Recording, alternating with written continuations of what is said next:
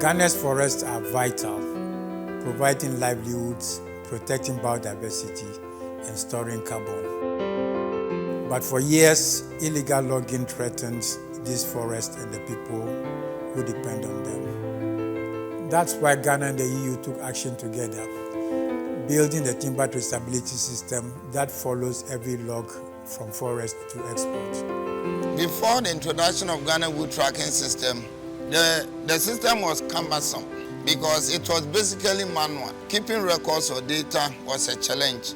You write something today, tomorrow, even trying to relocate or locate it becomes a problem. Contractors were owing social commission. Write to them for them to come and pay. They will not even pay.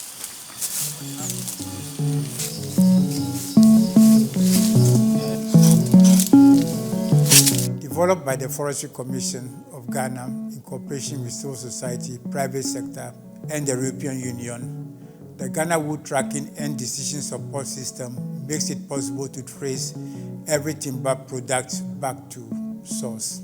It ensures that Ghana's timber is legal, transparent, and sustainable. This progress began through a strong partnership with the European Union under the Forest Law Enforcement, Governance and Trade Voluntary Partnership Agreement, or FLEGT VPA. Through the Voluntary Partnership Agreement, governments, civil society, the private sector, and the European Union came together with a shared goal, which is to stop illegal logging, improve forest governance, and protect forest people's rights. What are the results? A robust national traceability system where every tree is recorded, barcoded, and tracked.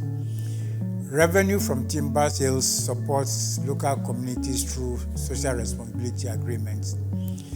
This multi-stakeholder collaboration builds trust, transparency, and accountability across the forest sector. With the system, you can actually see all that is happening in a particular reserve or a particular compartment for you to be able to fish out those areas that have not been covered. So I check onto the system. I'm able to see the SRA has been duly completed. I'm able to see what is going on, how many trees have been felled at a point in time. It saves you time, which will help you to be more productive. Everything is in the system, so if you want any information about the species, you just go into the GWTS and then you just pull it out, and then you are good to go to do all your inspections. So we basically do document verification to ensure that even the document that you are bringing actually is in the GWTS. And when it is in the GWTS, we verify that, the product that is there is the same as what is on the GWTS, so that we certify ourselves that the product is from a legal source. Because it is electronic, you can go back and know what has been done from the onset to the export permit end. And so you can trace. And then there is also the chain of custody. At every point, who did what to the production points, which are the sawmills, before the loading and whatever. We have our inspection staff all over that ensures that whatever is done conforms to the approved Ghana hardwood contracts. And so the export permit initially was the license for exports, but now the FLEGT license being an added document that actually validates everything that was done from the onset to the permit end.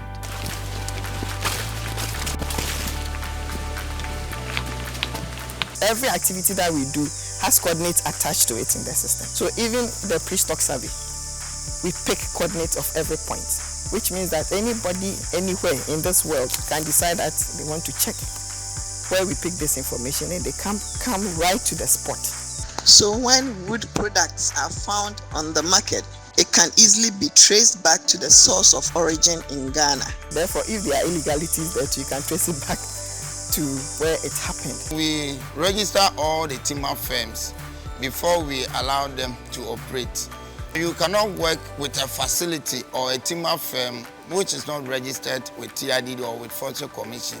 So in so doing, Takoradi here we have about 30 timber mills or companies that we are working with. With the use of JWTS, you cannot pass their product through the system if they are not registered. It's a fantastic system. We've enjoyed it since it came out, and it has really helped us track and trace all of our documentations very efficiently.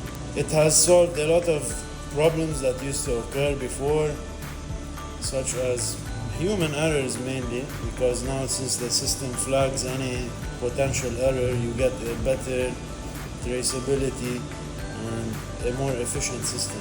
Ghana is now the second country in the world to issue a flag license, proving its timber meets the highest international standards, and that this model works, showing how producer countries can reduce deforestation and protect forest rights through cooperation and strong governance. When the yield is released, there's one obligation of the company, and that is the social responsibility agreement. Logs felled are measured in the presence of the timber company, the forestry commission, and community representatives.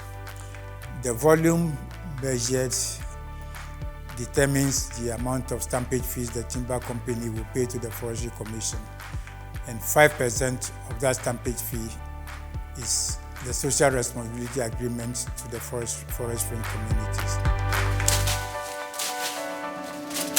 Light ba kurum ha no na wose agigi bi ma schools no bi scan bi wo SRM no ne edegi the tosu bi oba ne say teachers quarters by nesu tini epese bi ka hunti si a the ba ekira mfa se be 2 years mu e bi ko sa anwea etwa blocks egu hosisi a epese yesi school teachers quarters no bi ka hunse na be teacher for no ba ho ebe han.